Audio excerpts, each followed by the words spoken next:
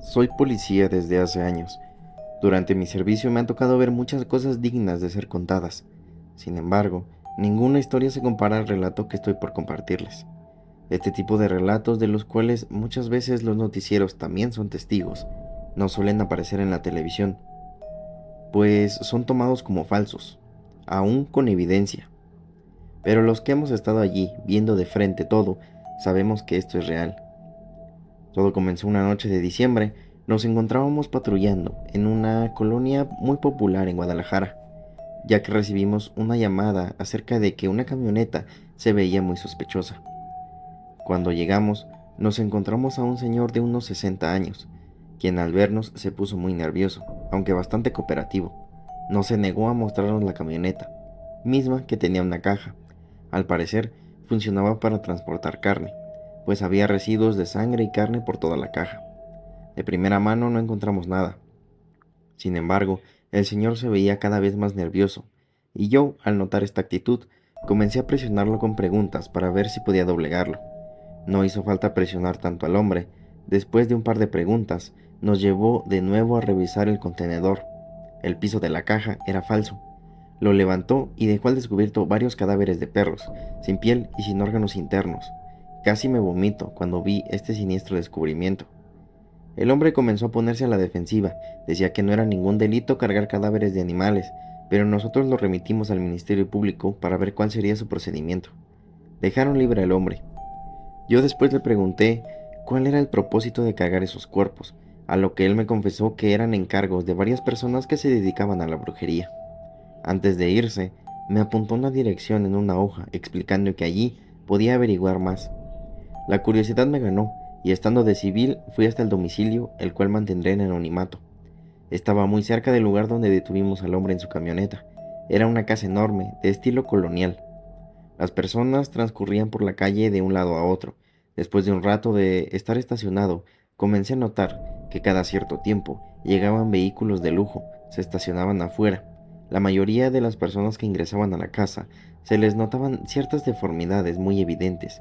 En un principio no me animaba a indagar sobre el domicilio, pero después de sentirme incómodo dentro del auto, me bajé y llegué a una tienda local, donde después de comprar un refresco y una cajetilla de cigarros, me esperé a que las personas que se encontraban también allí se fueran.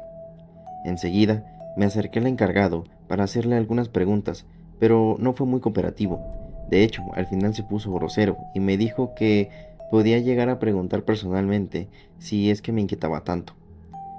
Aquel tono fue bastante grosero, tenía toda la razón. Nada perdía si llegaba directamente a tocar a la casa. Total, lo peor que podía pasar es que me corrieran. Entonces traspasé la puerta de acceso a los jardines, luego caminé por un camino de cantera y llegué al enorme arco de la entrada.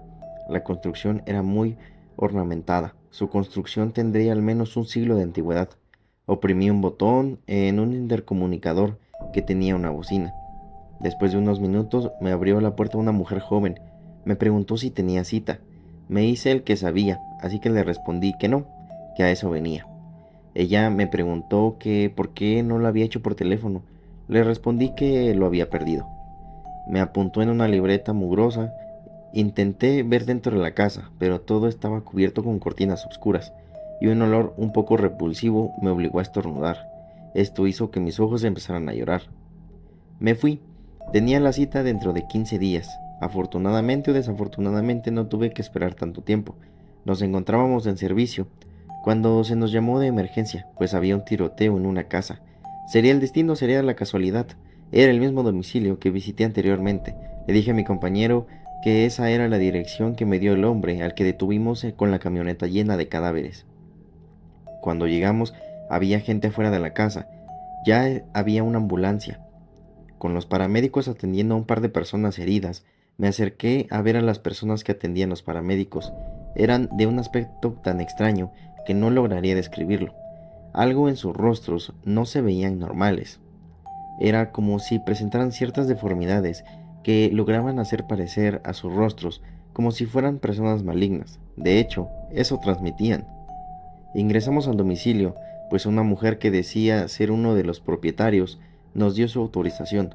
Nos informaba que un cliente se volvió loco y sacó una pistola. hiriendo a las personas que estaban afuera. Según testigos, el sujeto se encerró en el sótano de la casa. Afortunadamente, no había nadie abajo. Comenzamos a revisar la casa. Todo se veía muy moderno dentro de ella.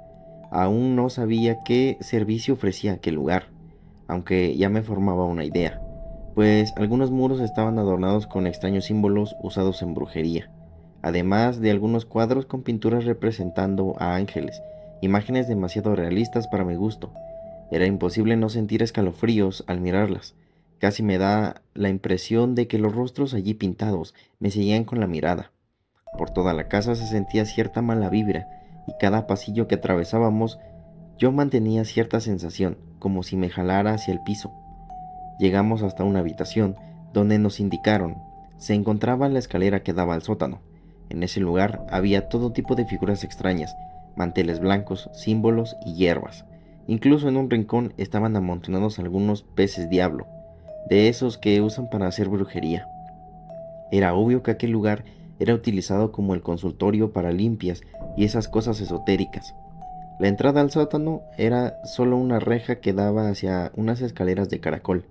En cuanto llegamos, el hombre que estaba abajo asomó el arma entre dos barrotes. Comenzó a amenazar que si no nos íbamos dispararía. Después nos reclamó diciéndonos que no debíamos proteger a una bruja, que su problema era solo con ella. Disuadimos al hombre para que soltara el arma, haciéndole ver que se encontraba en una situación peligrosa. Para esto ya estaba otra unidad de compañeros junto a nosotros. Abrimos la reja y lo detuvimos. Cuando llevaban al hombre, nos gritaba que nos arrepentiríamos, que a quien deberíamos retener era la bruja que nos acompañaba. Una vez que todo se quedó en silencio, escuchamos unos quejidos abajo, en el sótano. Le preguntamos a la mujer que si todo estaba bien allá abajo. Esto hizo que la mujer se pusiera nerviosa, cosa que nos despertó cierta sospecha. Entonces decidimos bajar a investigar. Un olor fétido nos recibió, casi nos obligó a vomitar. Sin embargo, seguimos bajando las escaleras. Casi llegando al último escalón, pisé algo que me hizo caer. Mi compañero me levantó. Como estaba todo muy oscuro, encendimos nuestras lámparas de mano, y ante nuestros ojos se dibujó una escena tanto infernal como repugnante. El piso estaba lleno de símbolos hechos con pedazos de carne y cráneos de perros muertos. Yo no aguanté y me vomité. Mi compañero de repente me dijo que escuchara, que los sonidos venían de más adelante. Seguí caminando, tratando de controlar mis náuseas. Llegamos hasta una enorme mesa, donde estaba una especie de cúpula de cristal que resguardaba al objeto de donde provenían los lamentos.